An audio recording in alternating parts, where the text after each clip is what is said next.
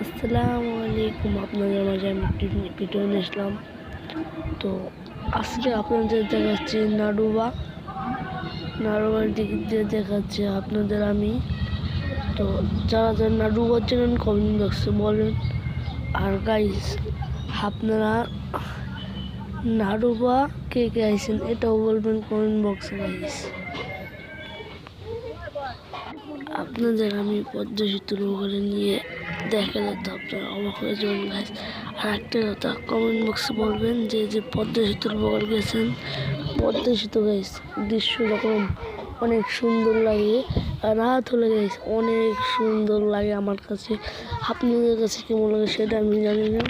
রাত হলে পদ্মা সেতুর বাতিগুলো জ্বালাইয়া দেয়, তো অনেক সুন্দর।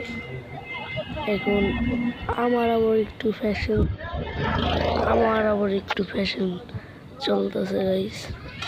ঠিক আছে। আর এটা হচ্ছে নাড়ুবারে যে এটা সেনাবাহিনীরা থাকে, গার্ড দেয়। তো এটা হচ্ছে আমার আম্মু, দেখতে পাচ্ছেন আপনারা গাইস।